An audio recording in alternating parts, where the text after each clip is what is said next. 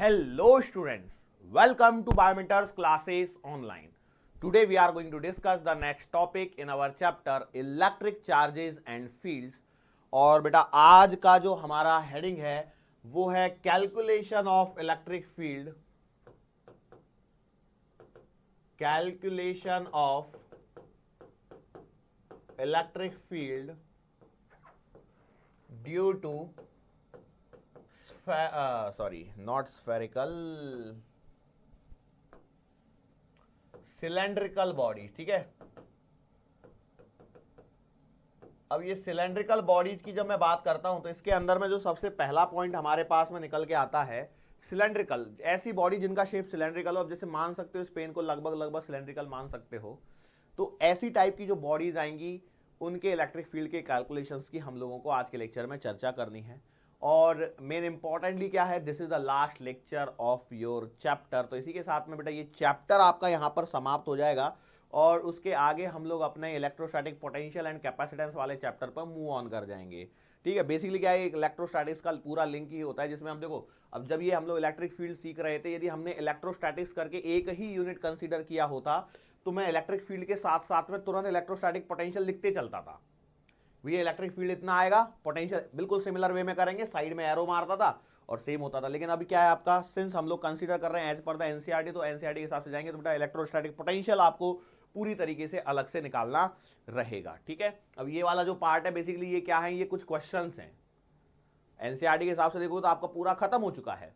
अब ये आज का जो लेक्चर है वो सब एक्स्ट्रा क्वेश्चंस मान के चल सकते हो कि जो यहाँ पर पूछे जा सकते हैं, हालांकि इनके रिजल्ट याद रख के भी काम चल सकता है, लेकिन कैसे आ रहे हैं, कैसे ये गॉस लॉ का एप्लीकेशन वाला पार्ट है, किस प्रकार से हम लोग इन्हें अप्लाई कर रहे हैं.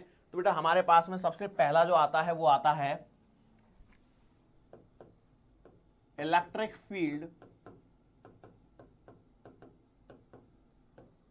Due to a long charged wire, due to a long charged wire. ठीक है, अब हमने क्या कंसीडर किया है, हमने कंसीडर किया है कि हमारे पास में एक चार्ज्ड वायर है. क्या है, चार्ज्ड वायर है. इसका मतलब यह है कि एक तरह से हम लोग कह सकते हैं थिन यूनिफॉर्म रॉड कह सकते हैं. बिल्कुल यस, वही कहना है हमें. और एकदम पतली है, मतलब ये मान के सकते हैं कि linear charge density is given. Linear charge density, देखो इस वर्ड पे फोकस करना क्योंकि यही वर्ड्स हैं जो आपको आगे चल के कुछ डिफरेंसेस बताएंगे. Linear charge density is given as lambda coulomb per metre. क्योंकि देखो कई बार आप यदि बुक्स के अंदर में देखोगे तो बुक्स के अंदर में electric field due to a cylinder और electric field due to this सब कुछ सेम दिखता है. फर्क किस चीज का रहता है भैया, लैम्बडा दिया है या फिर आपको सिग्मा दिया है. तो उसी बेसिस पर हम लोग बात करेंगे. तो हम लोगों ने बोला कि electric field due to a long charge wire, तो उसमें हम लोगों को एक linear charge density lambda coulomb per metre की दे रखी है. हमने क्या माना कि हमारे पास में ये जो वायर है, देखो ये पतली सी मैंने वायर यहाँ पर ड्रॉ कर दी और ये काफी लंबी है और इसके लिए आपको लैम्बडा दिया गया है. अब मैंने क्या माना भैया, इस पे जो चार्ज है वो देखो एकदम सिंगल पतली लेयर बना दी कि प्लस चार्जेस यहाँ पे लगा दिए मैंने सारी जगह पर. ठीक है, अब यहां से कुछ दूरी पर, अब ये दूरी जनरली हमारी स्मॉल आर होती है, तो मैं मान लेता हूं यहां से स्मॉल आर दूरी पर एक पॉइंट पी है जहां पर मुझे इलेक्ट्रिक फील्ड की कैलकुलेशन करनी है, जहां पर मुझे इलेक्ट्रिक फील्ड की कैलकुलेशन करनी है with the help of Gauss law. अब सिंस हमारा गॉस लॉ का एप्लीकेशन वाला पार्ट चल रहा है तो गॉस लॉ को कैसे यहां पर अप्लाई करेंगे, तो मैंने क्या माना, देखो इसको यदि मैं सिमेट्रिक तौर पे चाहता हूं तो देखो इसके इस पर तो इलेक्ट्रिक फील्ड होगा ही नहीं, बराबर है. तो सब जगह यहां से आर दूरी पर ही इलेक्ट्रिक फील्ड की बात करनी है. तो भैया आर दूरी पर यदि मैं इसको सिमेट्रिकली लेना चाहता हूं तो मैंने क्या लिया कि भैया एक ऐसा सिलेंडर बना लिया जिसकी रेडियस जो है वो आपके पास में आर है. ठीक है, हमने क्या कर दिया, एक ऐसा गॉसियन सरफेस डिजाइन किया है जो सिलेंड्रिकल शेप में है. क्योंकि कई बार दिमाग में आता है कि हम लोग जैसे स्फेरिकल बॉडीज पढ़ चुके हैं तो हमारे दिमाग में आता है कहीं ऐसा तो नहीं है कि हम लोग जो गॉसियन सरफेस लेते हैं वो हमेशा ही स्फेरिकल लेनी है, कोई जरूरी नहीं है, अलग अलग तरह की आएंगी. तो सबसे ज्यादा स्फेरिकल का यूज किया जाता है या फिर उसके बाद में सिलेंड्रिकल शेप का यूज किया जाता है। जो आज आप देख रहे हैं कि सब जगह गॉसियन सरफेस जो बनेगी वो सिलेंडर बनेगी। अब सिंस गॉसियन सरफेस सिलेंडर बन रही है तो इसमें कुछ चीजों के बारे में आपको पता होना चाहिए, जिसको मैं ऐसे कह सकता हूं कि एक तरह से बेसिक मैथ्स का रिवीजन। ठीक है, तो मैं इसमें रिवीजन को यहां पर कंसीडर ना करते हुए, सिंस मेरे पास में जगह है तो उस जगह पर मैं कुछ चीजें आपको बता दूं। हालांकि मैं उम्मीद तो ये कर रहा हूं कि ये सारी चीजें आपको पहले से आती हैं, लेकिन यदि कोई भूला भटका हमारा विद्यार्थी है जिसको ये नहीं आ रही है तो बेटा वो ध्यान देके अटेंशनली सुने। देखो ये आपके सिलेंडर की क्या हो गई, एक्सिस हो गई। ठीक है, ये जो इसके अंदर में यदि हम लोग बात करें, ठीक है, इस सिलेंडर के अंदर में यदि मैं बात करता हूं, मान के चलो हमारे पास में ये सिलेंडर है। अब इसका ढक्कन कहां है? ये सिलेंडर हो गया, तो इसकी एक तो लेंथ होगी। ठीक है, इसकी क्या होगी, एक लेंथ होगी या सिलेंडर की हाइट होगी।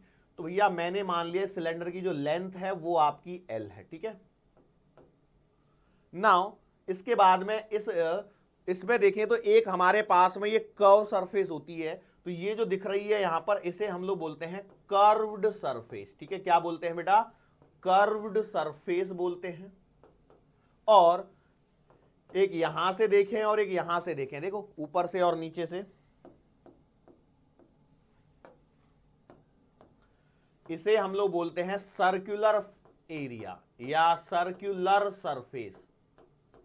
कई बार सर्कुलर फ्लैट सरफेस या सर्कुलर फ्लैट एरिया ऐसा भी वर्ड हो सकता है, तो उसको बोलते हैं सर्कुलर सरफेस। ये नीचे वाली भी सर्कुलर सरफेस है, तो इसके अंदर में एक और एक दो सर्कुलर सरफेस रहेंगी। और इनके लिए ये जो रेडियस है वो कैपिटल आर मान लीजिए या स्मॉल आर मान लीजिए, जो भी आपको मानना है, कोई फर्क नहीं पड़ता। ये दोनों होंगी तो सेम, ऊपर भी और नीचे भी। ऐसा ही सिलेंडर हम लोगों को पढ़ना है। अब यहां पर यदि मैं पॉइंट नंबर 1 की बात करता हूं तो वो आता है एरिया ऑफ सर्कुलर सरफेस। तो बेटा एरिया ऑफ सर्कुलर सरफेस जो निकल के आता है वो आता है 2 पाई आर स्क्वायर। सर ये 2 कहां से आ गया, तो ये देखो एक ये वाला और एक ये वाला, सिर्फ सरफेस की बात कर रहे हैं हम लोग, एरिया ऑफ सर्कुलर सरफेस। तो बेटा सर्कुलर एक ऊपर से भी है और एक नीचे से भी है, तो इसका पाई आर स्क्वायर और इसका भी पाई आर स्क्वायर। क्यों, क्योंकि ये भी डिस्क है और ये भी डिस्क है, तो दोनों पाई आर स्क्वायर मिला के 2 पाई आर स्क्वायर बन जाएगा। दूसरा एक पॉइंट यहां पर काम आएगा, area of curved surface, area of curved surface. So basically क्या हो रहा है कि आप यदि ध्यान से देखें तो ये जो एल लेंथ है ना, मतलब देखो ये एल लेंथ है ना, ये एल लेंथ है, ये एल लेंथ की एक यदि मैं बहुत ही पतली सी पट्टी बांधूं तो इस पट्टी को देखो ऐसे इतना घुमाया जा रहा है, इस एल लेंथ की पट्टी को इतना घुमाया जा रहा है। कितना घुमाया जा रहा है, 2 पाई आर। मतलब बेसिकली यदि सिलेंडर को मैं पीट दूं, मतलब बीच में से कट मारूं, कट मारने के बाद ये कट जाएगा, उसके बाद उसको खोल के और लंबा कर दूं, तो देखो ये सिलेंडर कुछ ऐसा बन जाएगा कि नहीं बन जाएगा, जिसकी ये ले गई लेंथ एल और ये जो साइड है बेटा, ये साइड की लंबाई आएगी 2 पाई आर। सही बात है कि नहीं। तो इसके कारण एरिया ऑफ कर्व सरफेस जो आता है वो आता है 2 पाई आर एल या 2 पाई आर एच, जो भी आप लिखना चाहें। और तीसरा पॉइंट इसमें जो काम का आता है वो आता है वॉल्यूम ऑफ सिलेंडर।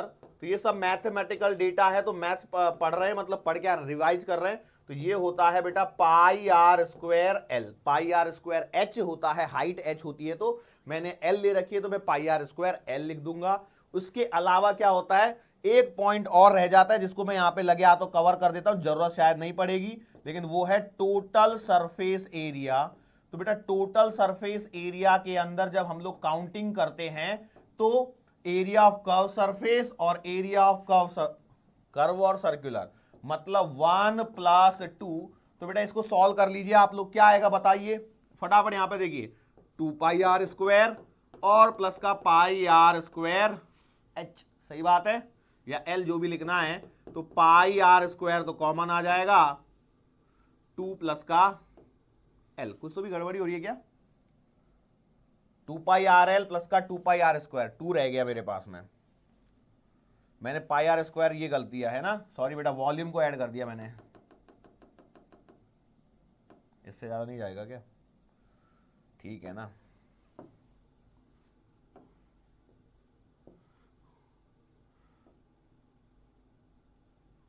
ओके चलो अब कर देता हूं, तो ये आएगा 2 पाई आर एल।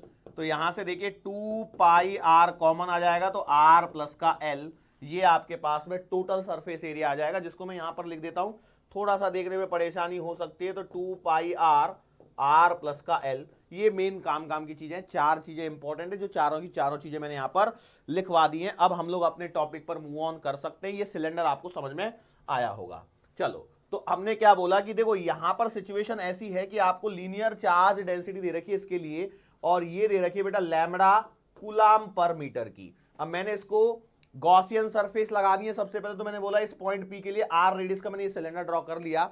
अब as per the Gauss law, Gauss law क्या कहता है सर जी? गॉस लॉ आपसे कहता है integration close E vector dot D A vector बराबर Q inside upon epsilon not.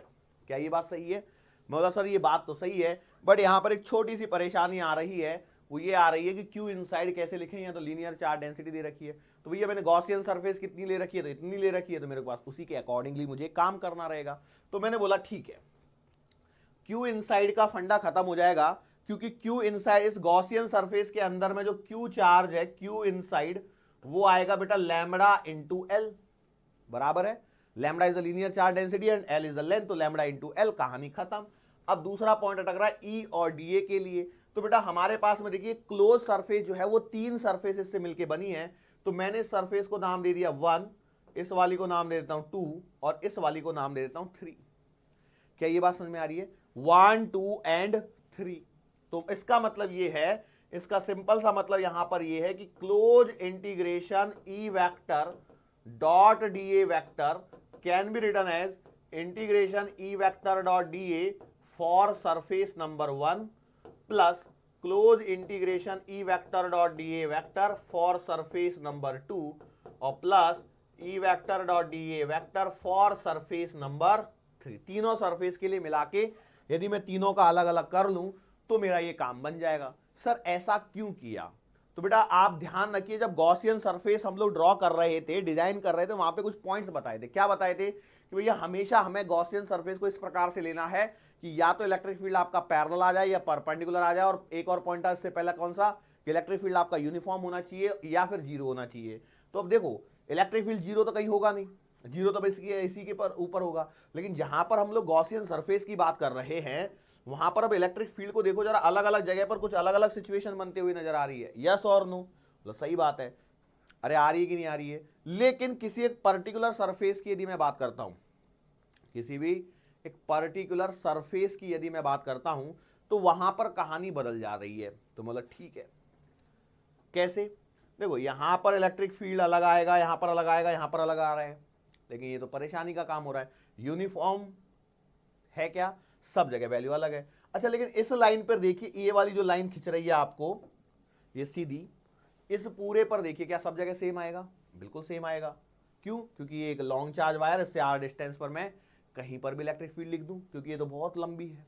भले ही मैंने गॉसियन सरफेस के लिए इतना सा कंसीडर किया, लेकिन है तो वही। अरे भाई लॉन्ग इनफाइनाइट वायर वही है। बोलो सही बात है। तो अब यदि 1, 2 और 3 सरफेसेस में बांटने पर क्या होगा उसको समझिए। तो भैया 1, 2, 3 सरफेस में यदि मैं बांट देता हूं तो इसका एरिया की वेक्टर तो इधर आ जाएगा, एरिया तो इधर है, लेकिन बेटा यहां पर इलेक्ट्रिक फील्ड देखूंगा तो इधर आएगा। ये काम की चीज बनती हुई नजर आ रही है।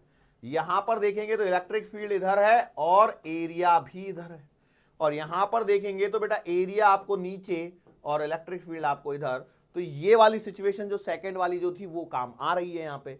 अब यदि ऐसा होता है तो इसका मतलब समझिए क्या है कि इस वाली चीज में देखो क्या होगा। मेरे यहां पे वेक्टर रह गया, कोई बात नहीं। ई वेक्टर और डी ए वेक्टर के बीच का एंगल 90, मतलब ये 0 हो जाएगा। ऐसे ही सरफेस नंबर 3 के लिए देखिए, एंगल 90, मतलब ये वाला भी क्या हो जाएगा? 0 हो जाएगा। सो इससे कंक्लूजन ये निकल के आ रहा है कि close vector E vector dot D A vector बराबर आ रहा है इंटीग्रेशन ई डॉट डी ए, जो कि सेकंड वाली सरफेस के लिए आ रहा है। यस और नो? बिल्कुल सही बात है। और यदि सेकंड वाली सरफेस के लिए आ रहा है तो यहां पे तो इलेक्ट्रिक फील्ड भी क्या है? यूनिफॉर्म है।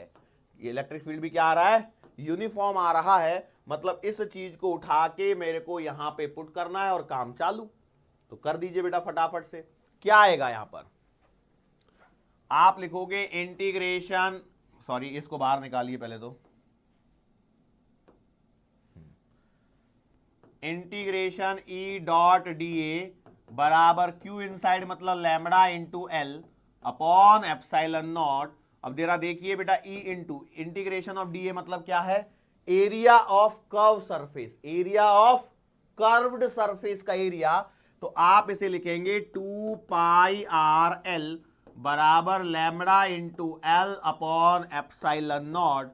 सो यहां से ई बराबर आएगा, एल से एल कटेगा तो ये आएगा कितना, lambda upon 2 pi epsilon naught R. Yes और नो? तो बेटा ये इलेक्ट्रिक फील्ड आ गया। अब यहां पर देखो हम लोग एक एडिशनल स्टेप करते हैं, वो क्या करते हैं, 2 से मल्टीप्लाई और 2 से डिवाइड या 2 से ऊपर नीचे मल्टीप्लाई कर लीजिए। सर जी इससे क्या हो रहा है, देखिए तो सही क्या हो रहा है, ई बराबर 1 upon 2 to the 4 pi epsilon naught बन गया और 2 लैम्बडा अपॉन आर बन गया। यस और नो? मतलब मैं फाइनली कह सकता हूं कि E can be written as 2k lambda upon R. ये तो वही रिजल्ट है जो हमारे पास में पहले से आ चुका है। यस और नो? तो वही रिजल्ट है बेटा, कोई रिजल्ट में परिवर्तन नहीं आएगा। लेकिन ये कब है, जब लैम्बडा दिया है कूलम पर मीटर में, लीनियर चार्ज डेंसिटी दे रखी है। लेकिन मान के चलो हमारे पास में कुछ ऐसी सिचुएशन आ जाए, सिलेंड्रिकल शेप की जब मैं बात करता हूं तो फिर से वही कहानी, सिलेंडर हॉलो भी हो सकता है और सॉलिड भी हो सकता है, कंडक्टिंग भी हो सकता है, नॉन कंडक्टिंग भी हो सकता है। तो हम लोग एक एक करते हुए आगे बढ़ते हैं, ठीक है। हम लोग क्या करते हैं, एक एक करते हुए आगे बढ़ते हैं। और सबसे पहला हमारे पास में है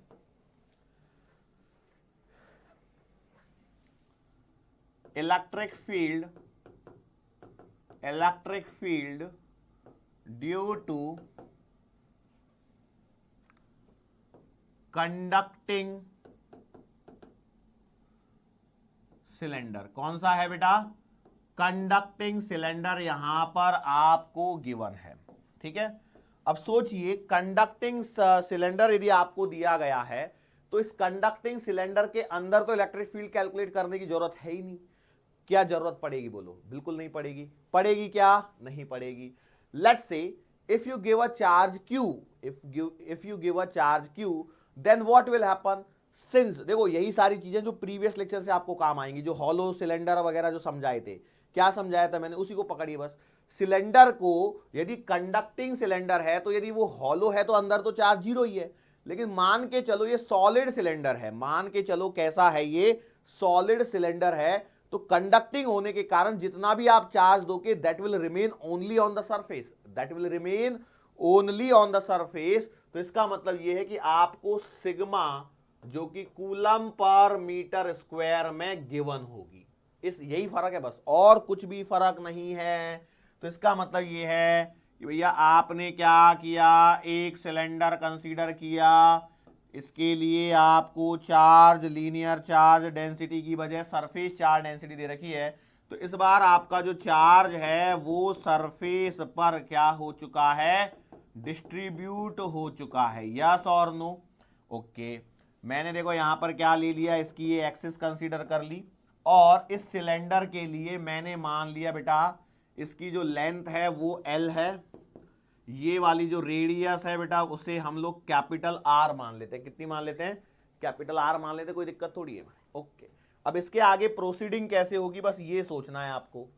तो यदि इसको मैं देखना चाहता हूं तो मैं इसको कैसी गॉसियन सरफेस बनाऊं, तो बेटा इसकी गॉसियन सरफेस बनेगी एक बड़ा सा सिलेंडर। तो भैया मैंने बोला लेट से मैंने एक बड़ा सा सिलेंडर कंसीडर कर लेता हूं। अब देखो यहां पर फिर से दो कंडीशन बनती है, पता है कौन सी। अब ये सिलेंडर हो सकता है काफी लंबा हो और हो सकता है छोटा हो, तो मैं उस केस में किस प्रकार से प्रोसीड करूंगा, ये जरा मुझे यहां पर सोचने की जरूरत है। अब मैं क्या मान लेता हूं, मैं सिर्फ इतना मान लेता हूं कि जो मेन सिलेंडर है उसके लिए कैपिटल L और कैपिटल R दिया है, और जो छोटा सिलेंडर है उसके लिए स्मॉल l ले लेता हूं और ये वाली दूरी स्मॉल r ले लेता हूं, ठीक है। Blue is given and pink is drawn. Blue जो है वो आपको गिवन है और पिंक वाला हम लोगों ने ड्रॉ कर लिया है। तो बोलो अब क्या करें, कहानी वही गॉस लॉ के हिसाब से, close integral E vector dot D vector बराबर Q inside upon epsilon not. कहानी फिर से वही शुरू होगी, कैसे कि भैया इस गॉसियन सरफेस के अंदर का चार्ज कैलकुलेट करो, पहला step. So how will you calculate the charge inside the cylinder, sorry inside the Gaussian surface. तो आप बोलोगे जितना ये गॉसियन सरफेस में कर्व सरफेस आ रहा है उसी के अकॉर्डिंग मुझे चलना है। तो क्यू इनसाइड बराबर sigma into 2 pi R small L. बोलो यस और नो। मैं इसको मिटा दूं क्या थोड़ा सा,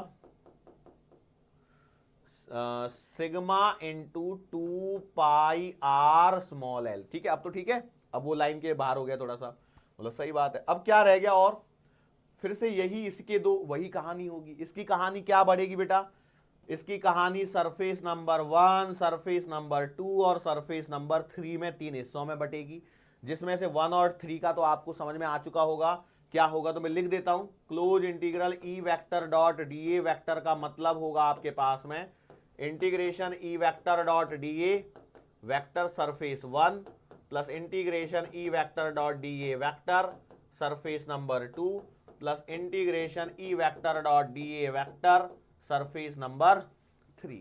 बोलो क्या ये बात सही है। अच्छा, इसमें से कौन कौन से जीरो हो जाएंगे फटाफट। अब देखो, अब ये आपका काम है बाएं हाथ का, कुछ मिटा तो नहीं ना। क्या होगा, लो भाई, electric field area, electric field area, electric field area. बोलो काम खत्म। तो कौन कौन से जीरो, पहला जीरो, तीसरा जीरो। करने का शुरुआत सेकंड से ही है, करो सेकंड के साथ में शुरुआत। कैसे करोगे बताओ फटाफट। तो आप लिखोगे integration E vector dot D A vector को भी हटाओ यहां से, ई डॉट डी ए बराबर क्यू इनसाइड आएगा sigma into 2 pi R L upon epsilon naught. बोलो सही बात है, यस सही बात है। अब यदि ये बात सही है तो आगे प्रोसीड कर जाइए। तो आप क्या लिखोगे फटाफट देखो, E into D A, D A क्या है एरिया, तो आपने लिखना है ई इंटू डी ए मतलब आएगा 2 पाई आर एल। क्यों 2 पाई आर एल आया, तो बेटा आपने गॉसियन सरफेस के लिए लिखना है तो उसी को कंसीडर करना है, बराबर सिग्मा इंटू कितना आया था बेटा वो उसका 2 पाई आर एल। मैंने सही किया है ना, गॉसियन सरफेस का इसका ये तो सब कट ही रहा है, कोई मतलब ही नहीं बच रहा है, यहाँ तो कुछ बच नहीं ना है। कहां पे क्या उड़ रहा है, 2 pi R L 2 pi L में। एक सेकंड बेटा, मैं कहीं ना कहीं तो गड़बड़ी करके आया हूं।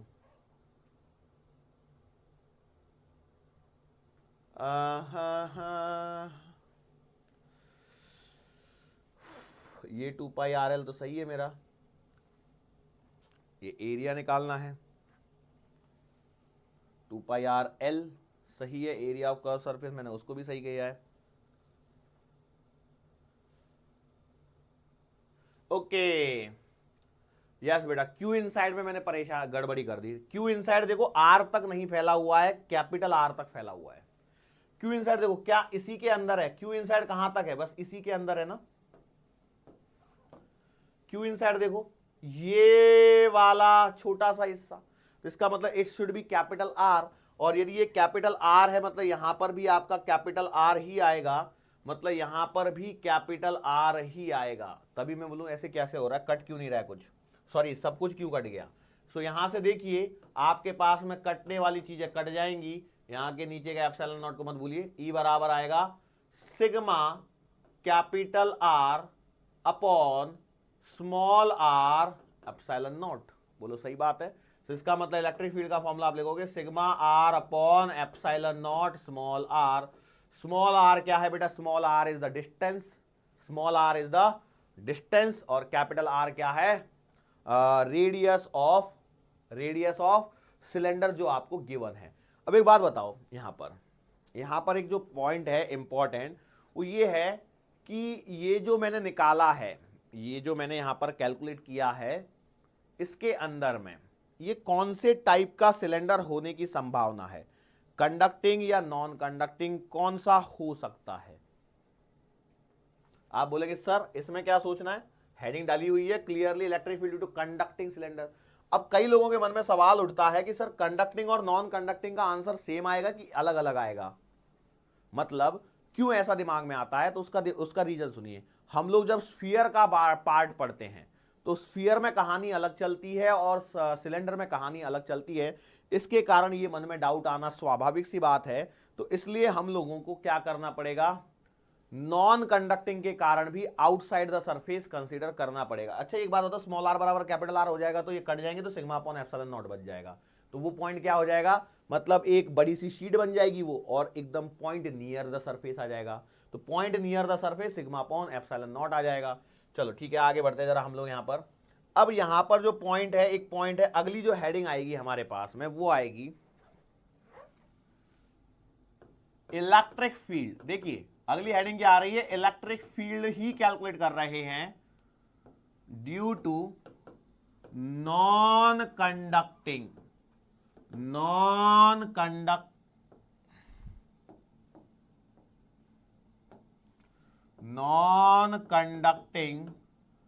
सिलेंडर। ठीक है, कौन सा है, नॉन कंडक्टिंग सिलेंडर है। अब ये जो नॉन कंडक्टिंग सिलेंडर है इसके लिए हम लोगों को यहां पर बात करनी है। अब ये जो नॉन कंडक्टिंग है, बेसिकली देखो हमारे पास में क्या है ना, हॉलो और सॉलिड दोनों हो सकते हैं, लेकिन हम लोगों के सॉलिड के ही केसेस आते हैं यहां पर। हॉलो और सॉलिड का जो केस है ना, वो सब आता है आपको मेनली मैग्नेटिज्म वाले चैप्टर में। आपको हॉलो सिलेंडर के कारण भी सारी चीजें पूछी गई हैं। ठीक है, यहां पर ऐसा नहीं है, बस यहां पर क्या है, कंडक्टिंग नॉन कंडक्टिंग का ध्यान रख लेना, इनसाइड और आउटसाइड का ध्यान रख लेना। ठीक है, चलो तो electric field due to non conducting cylinder. अच्छा ड्राइंग तो वैसी बनेगी, कैसी बनेगी, थोड़ा सा फर्क आएगा। मान के चलो ये आपने आर का जो सिलेंडर है वो आपने, हम लोगों ने लंबा सा सिलेंडर कंसीडर कर लिया। ठीक है, ये सिलेंडर कंसीडर कर लिया, इसकी जो रेडियस है वो कंसीडर कर ली, मान के चलो कैपिटल आर। रेडियस कितनी कंसीडर कर लेता हूं बेटा मैं, इसकी रेडियस कंसीडर कर ली है कैपिटल आर। अब सिंस ये नॉन कंडक्टिंग है तो इस पे जो चार्ज डिस्ट्रीब्यूशन होगा वो कैसे होगा, तो बेटा इस पे पूरे पर क्या रहेगा, पूरे पर चार्ज रहेगा कि नहीं रहेगा, सोचिए। मतलब बेसिकली क्या है, यदि नॉन कंडक्टिंग है और सॉलिड है तो your charge will be distributed over a volume, your charge will be distributed over a volume, charge will be distributed over a volume. यही यहां पर इंपॉर्टेंट पॉइंट है। पॉइंट क्या है, नॉन कंडक्टिंग सिलेंडर में charge will be distributed, charge will be distributed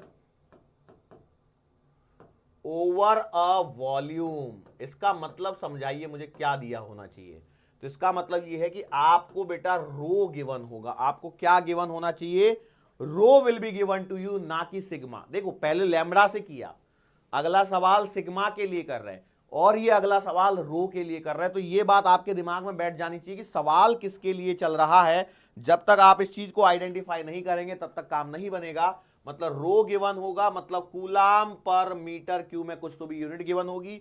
अब यहां से आप अपने इसको शुरुआत कर सकते हैं, गॉस लॉ लगाएंगे, close integral E vector dot D A vector करेंगे बराबर Q inside upon epsilon not लिखेंगे। लेकिन इस पूरी कहानी में आपने गॉसियन सरफेस को तो ड्रॉ ही नहीं करा, तो गॉसियन सरफेस कैसे ड्रॉ करी जाएगी, तो भैया जी गॉसियन सरफेस के लिए वही कहानी हमारे पास में रहेगी। कौन सी कहानी की, मैंने एल लेंथ वाला और स्मॉल आर रेडियस वाला गॉसियन सरफेस कंसीडर कर लिया है।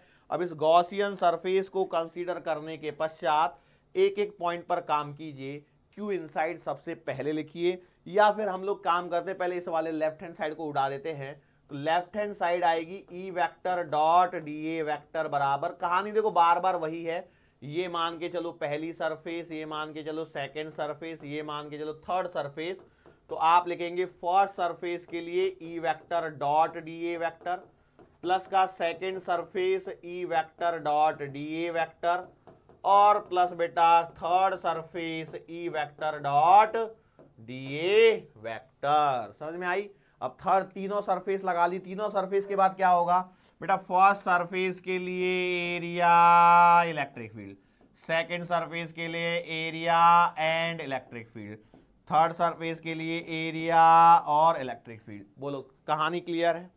इसमें से क्या जीरो हो जाएगा, तो आपके पास में ये वाला जीरो, ये वाला जीरो, तो इसका मतलब close integral E vector dot D A vector जो बचेगा वो बचेगा सेकेंड वाली सरफेस का ई vector dot D A vector, और जो आगे चल के आ जाएगा ई डॉट डी ए और इंटीग्रेशन कहीं पे भी लगा दो, यस और नो। ठीक है, अब कहानी बचती है किसकी? अब कहानी बचती है आपकी क्यू इनसाइड को निकालने की, बराबर है। और कौन सी बचती है? बस वही कहानी है। तो यहां पर ध्यान से देखिए, क्यू इनसाइड कितना लिखा जाना चाहिए? Q inside should be what, कितना होना चाहिए? तो मैंने पहले ही पॉइंट में क्लियर किया है, charge will be distributed over a volume. यदि चार्ज वॉल्यूम पर या वॉल्यूम में डिस्ट्रीब्यूटेड है तो आपका क्यू जो आएगा ये किस प्रकार से आएगा? तो ये क्यू इनसाइड आएगा रो इनटू वॉल्यूम इनसाइड वॉल्यूम, बराबर है कि नहीं? इनसाइड का वॉल्यूम, तो मतलब आएगा क्यू इनसाइड बराबर आपके पास में आएगा रो इनटू अंदर वाले का वॉल्यूम, तो बेटा pi R square into L तक। हो गया काम? ओके, तो बस आ जाइए बेटा अपने फॉर्मूले पर।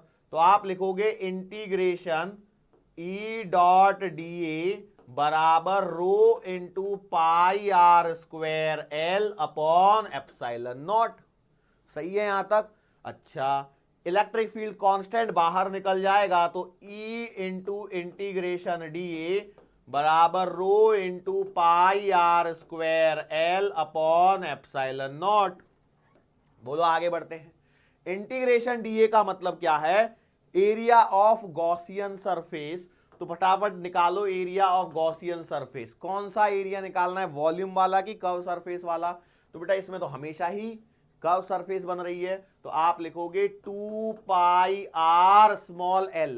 क्यों? गॉसियन सरफेस बेटा स्मॉल आर डिस्टेंस तक फैली हुई है, equals to rho into pi capital R square small L upon epsilon naught. बोलो सही कहानी करी यहां तक?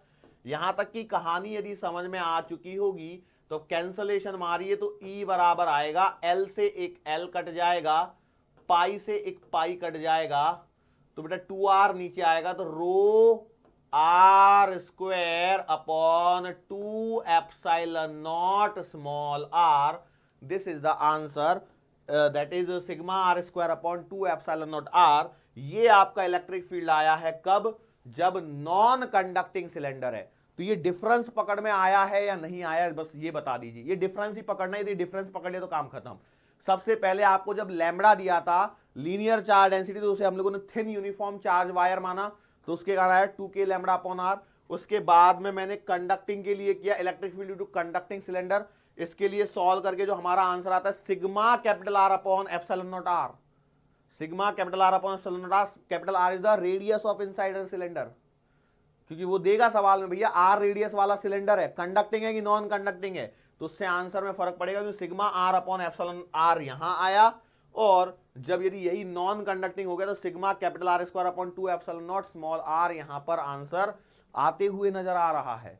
सो these are the basic differences, yes और नो। तो मैंने बोला सही बात है। नाउ इसके बाद में हमारे पास में कहानी बचती है, वो ये है कि यदि सिलेंडर के अंदर की कहानी करनी हो तो क्या करेंगे? क्योंकि सरफेस में तो क्या स्मॉल आर बराबर कैपिटल आर लिख के आपका काम हो जाएगा, सरफेस में तो कोई परेशानी होती नहीं है। बट सवाल ये उठता है कि भैया आपके पास में एक सिलेंडर है और उस सिलेंडर के अंदर की बात करनी है, तो सिलेंडर के जब अंदर की मैं बात करूंगा तो कौन से टाइप के सिलेंडर पे मैं चर्चा कर सकता हूं? कौन से टाइप के सिलेंडर पे मैं चर्चा कर सकता हूं? That is the question. कौन से टाइप का सिलेंडर, कंडक्टिंग या नॉन कंडक्टिंग? तो पहले हम लोग करते हैं इलेक्ट्रिक फील्ड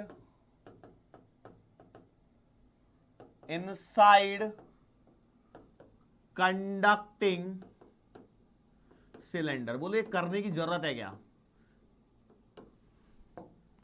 मतलब यदि ये मान के चलिए ये कंडक्टिंग सिलेंडर है, अब यदि ये कंडक्टिंग सिलेंडर तो यहां तो चार्ज आएगा ही नहीं ना, ये चार्ज पूरा सरफेस पे चला जाएगा, और यदि ये पूरा चार्ज सरफेस पे चला गया तो इसका मतलब क्या हो जाएगा? सोचिए और बोलिए। इसका मतलब ये है कि electric field inside conducting cylinder कितना आएगा बेटा, 0 आएगा। क्यों ऐसा हुआ, क्योंकि ये जो चार्ज है हमारा, charge will go on surface, charge will go on surface. So बेटा अंदर इलेक्ट्रिक फील्ड 0, अंदर इलेक्ट्रिक फील्ड 0।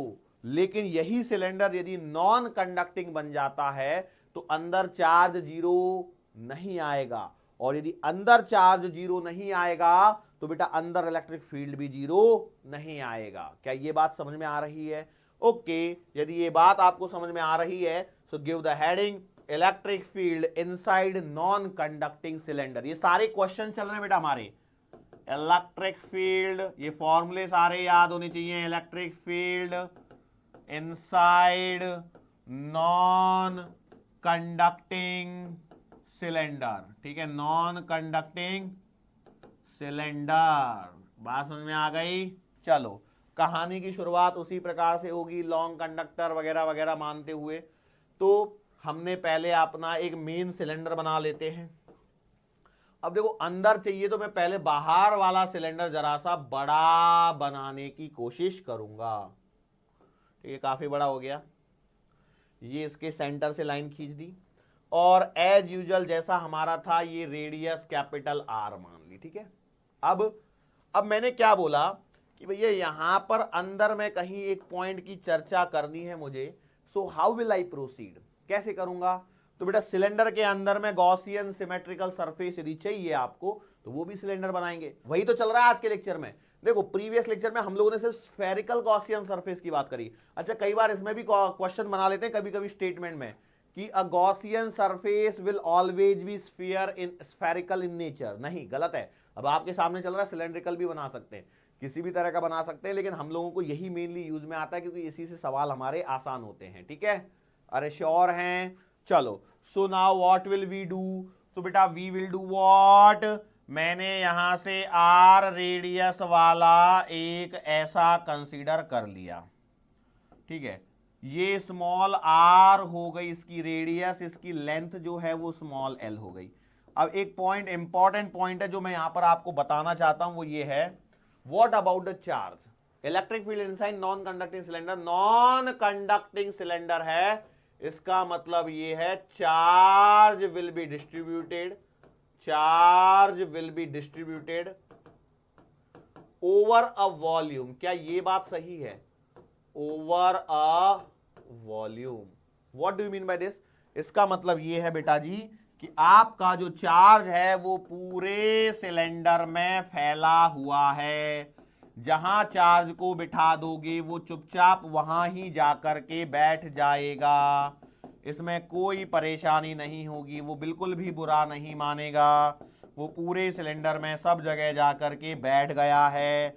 अब यहां पर जो हो रहा है वही कहानी, देखो सब जगह कहानी में कोई नया नहीं है कि भैया मैंने ये बता दिया करके, ऐसा नहीं, बिल्कुल सिमिलर कहानी चल रही है। तो इसका मतलब क्या होगा? इसका मतलब यही है इतना सा कि you will be given what, you will be given rho coulomb per meter cube, rho given होगा। तो सवालों को एग्जाम में पहचानने का एकमात्र तरीका है लैम्बडा गिवन है, सिग्मा गिवन है या रो गिवन है। क्योंकि इतनी देर से बहुत सारे स्टूडेंट्स के मन में चल रहा होगा सब कुछ तो एक जैसा ही है, सबके आंसर अलग अलग क्यों आ रहे हैं। जैसे कंडक्टिंग और नॉन कंडक्टिंग में आउटसाइड का आंसर अलग अलग आया कि सेम आया? अलग अलग आंसर आया। यदि आंसर अलग अलग आ रहा है इसका मतलब यह है कि बेटा आपको सोचना पड़ेगा। फॉर्मूला, यही सवाल है ये बेसिकली जो हम लोग डेरिवेशन कर रहे हैं। कहां है एनसीईआरटी में, कहां लिखा हुआ ये सब चीजें? नहीं है ये सब चीजें लिखी हुई, बट ये क्या है, ये अच्छे लेवल के क्वेश्चंस हैं जिनके रिजल्ट हम लोगों को क्या रखना है, याद रखना है। यदि रिजल्ट याद रखना है तो बढ़ जाइए, अपने मुहिम पर लग जाइए।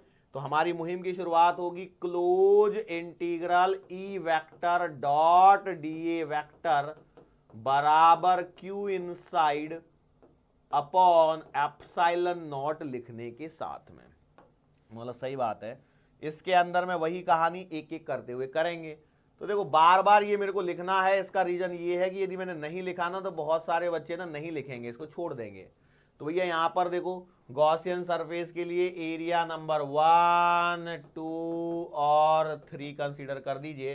तो ये आपका बनेगा ई vector dot D A vector, लेकिन फर्स्ट सरफेस के लिए, plus E vector dot D A vector for second surface के लिए, और प्लस बेटा ई vector dot D A vector for third surface. तीनों सरफेसेस के लिए निकाल दिए।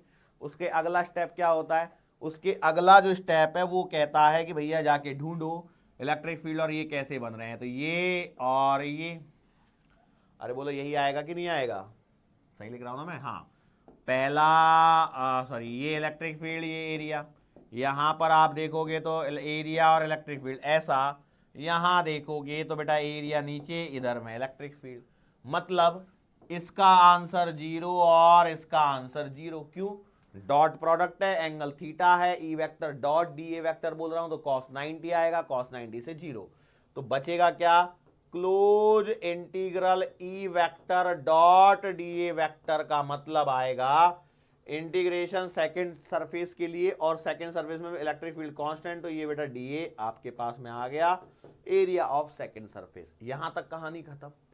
आगे हमको कहानी बढ़ानी है क्यू इनसाइड की तरफ। तो क्यू इनसाइड बताइए कितना लिखा जाएगा? देखो ये सब चीजें आपको बतानी है, और मैं तो उम्मीद कर रहा था कि आप लोगों ने सब कुछ कर लिया होगा, लेकिन फिर मेरे दिमाग में आया कि बेटा स्टूडेंट तो सारे काम करने वाला ही नहीं है, कुछ भी हो जाए वो तो हमारे भरोसे बैठेगा, और हम जब तक करेंगे नहीं तब तक वो आगे बढ़ेगा नहीं। तो मैंने बोला यहां तक का काम कर लेते, क्यू इनसाइड पर चढ़ते। चार्ज कैसा डिस्ट्रीब्यूटेड है? ओवर अ वॉल्यूम, मतलब रो गिवन है। तो भैया मैं लिखूंगा कैसे? क्यू इनसाइड बराबर, मैं कैसे लिखूंगा? क्यू इनसाइड बराबर rho into volume inside, volume inside. तो बेटा अंदर का वॉल्यूम लिखिए, तो रो इनटू अंदर का वॉल्यूम कितना आएगा? पाई आर स्क्वायर स्मॉल एल। अरे बोलो आएगा कि नहीं आएगा क्यू इनसाइड? यस। यदि ये बात आपके समझ में आ गई होगी तो बस आपको प्रोसीड करना है सब कुछ लिखने के पश्चात। तो आप लिखोगे E into integration D A for second बराबर क्यू मतलब rho into pi R square into small L upon epsilon naught. आगे बढ़िए फटाफट, क्या करेंगे? ई इंटू डी ए क्या है? D A is the area of Gaussian surface. बेटा कौन सा वाला एरिया? सेकेंड वाला एरिया, मतलब यही वाला। तो ये आएगा आपका 2 पाई आर एल। मैंने फिर से गलती करी ना, वॉल्यूम इनसाइड लिखते समय नहीं सही लिखा है। नहीं क्या है ना, पता लगा गलती कर बैठा हूं। पहले वाले में भी यही गलती करी थी, क्यू इनसाइड लिखने समय, एरिया लिखते समय गलती कर बैठा था। So equals to rho into pi R square L upon epsilon naught. अब अच्छे से एक प्यार से कैंसिलेशन करिए जरा। तो देखो क्या होगा, पाई से पाई कैंसल, एक आर से एक आर कैंसल, एक एल से एक एल कैंसल। ठीक है, सो फटाफट देखिए क्या बच रहा है। ई बराबर बच रहा है rho into R upon 2 epsilon naught. देखिए फिर से आंसर बदल गया, rho into R upon 2 epsilon naught, that is the value of electric field inside a what? Non conducting cylinder. Conducting में तो आंसर 0 आ गया, तो उसमें तो कोई परेशानी थी ही नहीं, उसमें तो कोई परेशानी थी ही नहीं, तो डरने की जरूरत वहां पर बिल्कुल भी नहीं थी। क्या ये बात समझ में आ गई? श्योर है? तो बेसिकली देखा जाए तो आपका सब कुछ खत्म हो गया है, लेकिन हम लोग क्या करते हैं, एक और काम करते हैं, और वो है बेटा यूनिफॉर्मली चार्ज शीट के कारण, जो मैं ऑलरेडी आपको सिखा चुका हूं। वैसे देखा जाए तो समय सीमा भी वैसे समाप्त तो हो गई है, और उसी के साथ में हम चाहें तो चैप्टर को समाप्त भी कर सकते हैं। बस मैं आपको बताना चाहूंगा कि एक बार रिकॉल जरूर कर लेना बेटा, जो चार्ज शीट वाले जो सवाल हैं उनको रिकॉल कर लेना। हालांकि ये एनसीईआरटी में भी दिया है, तो मुझे एनसीईआरटी के अकॉर्डिंगली भी बताना पड़ेगा यूजिंग गॉस लॉ, है ना? ओके, क्योंकि कई बच्चे हो सकते हैं जो 12th दे रहे हो, तो उनको फिर बोलेंगे सर ये तो डेरिवेशन बताया नहीं, ये तो ऐसा था वैसा था। तो एक काम करते हैं, उसको भी कंसीडर कर लेते हैं। हमारे पास में है नेक्स्ट जो पॉइंट आएगा वो आएगा कौन सा?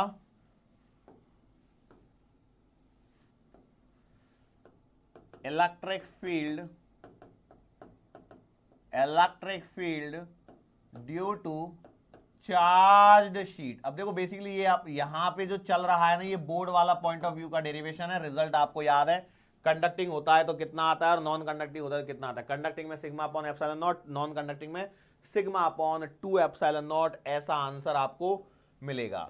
तो ये देखो हम लोगों ने क्या कंसीडर किया, एक शीट कंसीडर करते हैं।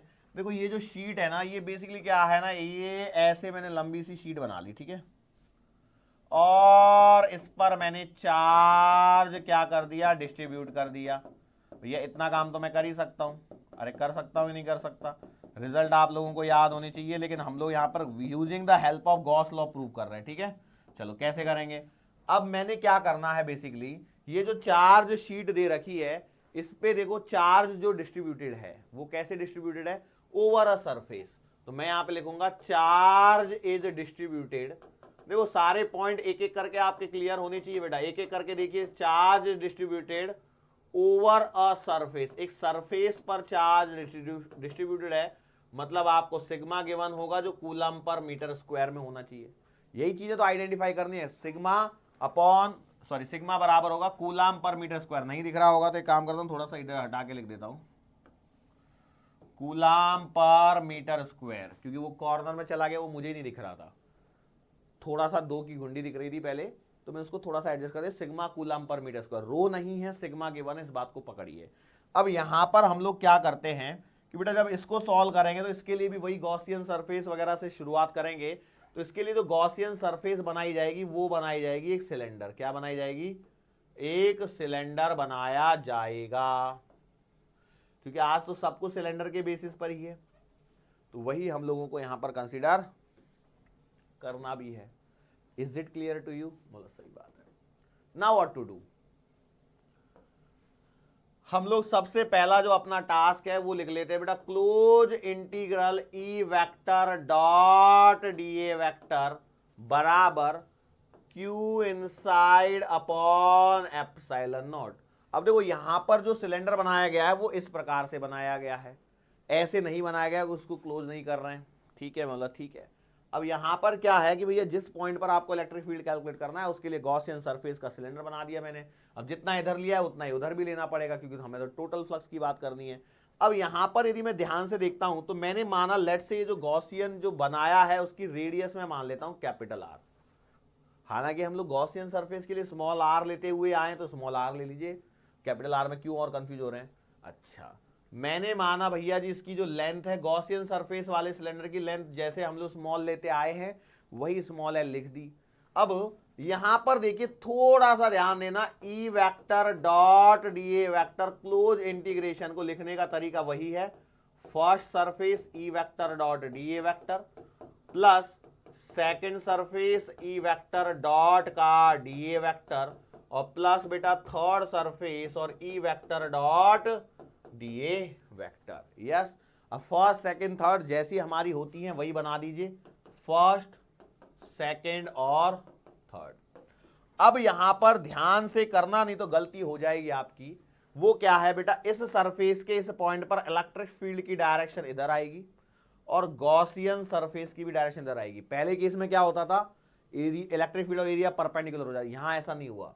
यहां पर यदि मैं बात करता हूं तो इलेक्ट्रिक फील्ड बेटा इधर लिखा जाएगा और एरिया ऊपर जा रहा है गॉसियन सरफेस का, तो एंगल 90 हो गया। मतलब क्या यहां पर समझ पाएंगे उसको बस मुझे बता दीजिए, आपने यहां पर क्या समझा है। इलेक्ट्रिक फील्ड और एरिया दोनों की डायरेक्शन एक जैसी हो गई। इसका मतलब यह है कि इस बार बेटा सेकंड वाले केस में आंसर क्या आएगा, 0 आएगा। आंसर कितना आएगा, 0 आएगा। यस और नो, मतलब सही बात है। चलो, तो इसका मतलब यह है कि 1 और 3rd यहां पर बच गया। इलेक्ट्रिक फील्ड कांस्टेंट या सेम, कांस्टेंट या सेम दोनों एक ही बात पूछ रहा हूं, मतलब इलेक्ट्रिक फील्ड तो कांस्टेंट ही रहेगा क्योंकि डिस्टेंस सेम है।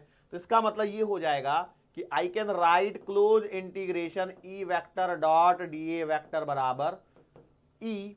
अब मैं क्या कर देता हूं, देखो यहां पर थोड़ा सा हम लोग यहां पर एक करते हैं, मैंने बोला ये जो सरफेस है ना इसका एरिया मैंने ई, जैसे कि मैं यहां पर लिखते समय भी लिख रहा था, ए मान लेता हूं, ठीक है। उससे क्या हो जाएगा सर जी, उससे ये हो जाएगा कि ये बन जाएगा ई इंटू ए प्लस में बेटा ये बन जाएगा ई इंटू ए, मतलब बन जाएगा 2EA। बोलो सही की गलत, आपने बोला सही बात है। अब कौन बच गया जो मेरे को यहां पर चाहिए, वो बच गया बेटा Q इनसाइड। क्या बच गया, Q इनसाइड। तो Q इनसाइड कैसे लिखा जाएगा, तो Q इनसाइड आपका जो लिखा जाएगा, Q इनसाइड को देखिए क्या होगा, चार्ज इनटू एरिया। चार्ज कितना, तो बेटा देखो यदि मैं यहां पर देखूं तो यही वाला तो ये सेक्शन रहेगा ना इसके अंदर में भी, तो मतलब सही बात है।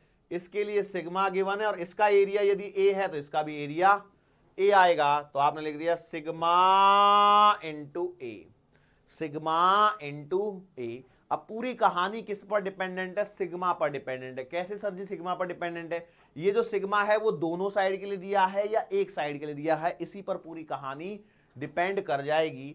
तो यदि एक साइड के लिए दिया है तो भैया हम लोग यहां पर सिग्मा इंटू दोनों का एरिया कंसीडर करेंगे, और दो साइड के लिए दिया तो कोई दिक्कत है ही नहीं। लेकिन कोई बात नहीं है, यहां पर Q इनसाइड हमारे पास मिल चुका है, तो आपके पास में आंसर आएगा 2 इंटू ई इंटू ए बराबर sigma into A upon epsilon not.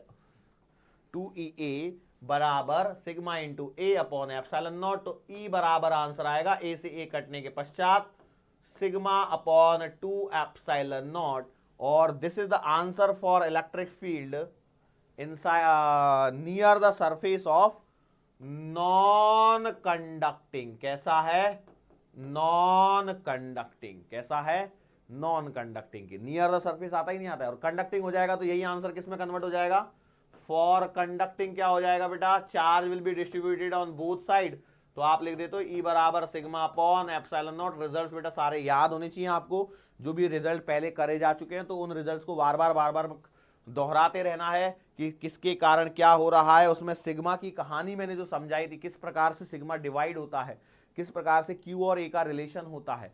Q दोनों साइड में डिवाइड हुआ तो A क्या निकल के आता है, और ये एट द रिजल्ट सेम रहते हैं, सिग्मा अपॉन 2 एप्सिलॉन नॉट। और सिग्मा अपॉन एप्सिलॉन नॉट क्या है, सिग्मा यदि गिवन है कंडक्टिंग सरफेस के लिए तो आंसर बेटा सिग्मा अपॉन एप्सिलॉन नॉट आ जाता है। नॉन कंडक्टिंग के लिए गिवन है सिग्मा अपॉन 2 एप्सिलॉन नॉट आता है। सिग्मा कैसा गिवन है, किस सरफेस के लिए सिग्मा गिवन है, यही सारी कहानी होती है जो मैं ऑलरेडी आपको समझा चुका हूं।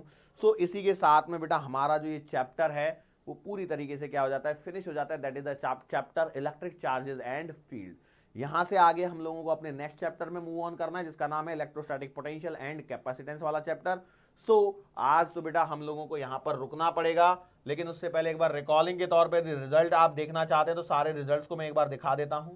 पहला है calculation of electric field cylindrical bodies. मैंने ये सिलेंडर का एरिया कौन सा किसका वॉल्यूम वगैरह बताया। उसके आगे गया लीनियर चार्ज डेंसिटी। मतलब कहानी ये है बेटा सिंपल सी, कि यदि आपको लैम्बडा कूलम पर मीटर दिया है तो बेटा आपका जो इलेक्ट्रिक फील्ड का आंसर आएगा 2K लैम्बडा अपॉन R आएगा एट अ डिस्टेंस R। लेकिन यही कहानी हम लोगों ने कंडक्टिंग सिलेंडर के लिए बात कर रहे हैं, तो कंडक्टिंग सिलेंडर के अंदर में इलेक्ट्रिक फील्ड तो जीरो हो जाएगा, लेकिन आउटसाइड पॉइंट पर जो इलेक्ट्रिक फील्ड का आंसर आएगा वो आएगा sigma R upon epsilon not R, जहां पर कैपिटल R का मतलब है रेडियस से और स्मॉल r का मतलब है डिस्टेंस से। ठीक है, ओके आगे बढ़ जाओ। अगला है electric field due to non conducting cylinder. Non conducting cylinder बताया कि बेटा चार्ज जो है वो वॉल्यूम के ऊपर डिस्ट्रीब्यूट होगा, मतलब कूलम पर मीटर क्यूब में गिवन होगा। सॉल्व करने के पश्चात आंसर आ रहा है sigma R square upon 2 epsilon not R। Capital R जो है वो सिलेंडर की रेडियस जो बॉडी गिवन है, और स्मॉल r वो डिस्टेंस है जहां पर पूछा गया है। नाउ यहां से आगे हम लोग इनसाइड में चले जाते हैं, तो इनसाइड में क्या होता है, इनसाइड में कंडक्टिंग के लिए तो इलेक्ट्रिक फील्ड जीरो हो जाता है, लेकिन नॉन कंडक्टिंग के लिए जीरो नहीं होगा। और जीरो नहीं होगा तो बेटा जीरो नहीं होगा तो कुछ तो भी आंसर आएगा। वो आंसर क्या आएगा ये हम लोगों ने यहां पर सॉल्व करना है। सॉल्व करके आंसर आया sigma small r upon 2 epsilon not, sorry sigma नहीं रो r अपॉन 2 एप्सिलॉन नॉट, क्योंकि नॉन कंडक्टिंग में जो चार्ज है वो पूरी बॉडी के अंदर भी डिस्ट्रीब्यूट होगा, तो हम लोगों को रो से यहां पर काम चलाना है। इसके आगे जब मैं बढ़ जाता हूं तो इसके आगे है हमारे पास में electric field due to charge sheet. Charge sheet में एक है non conducting sigma upon 2 epsilon naught, और एक है conducting sheet sigma upon epsilon naught. So इसी के साथ में बेटा आपका पूरा चैप्टर यहां पर समाप्त हो चुका है। और देखो इसमें जो सवाल बनते हैं बेसिकली ये सारी हेडिंग्स ही अपने आप में ये सवाल हैं और कुछ भी नहीं है। So electric charges and field वाला जो चैप्टर है वो चैप्टर यहां पर समाप्त होता है, और अगला chapter electrostatic potential and capacitance हम लोग स्टार्ट करेंगे। ठीक है, वापस से रिपीट टेलीकास्ट होगा तो एक बार सारी चीजों को आप पढ़ के आइए, फिर क्या है हम लोग सीधा सीधा स्टार्ट कर पाएंगे कुछ चीजों को। ठीक है, सो आज के लिए बेटा हम लोग यहां पर रुक जाते हैं, मुलाकात फिर से करेंगे आने वाले अगले लेक्चर के दरमियान। सो तब तक के लिए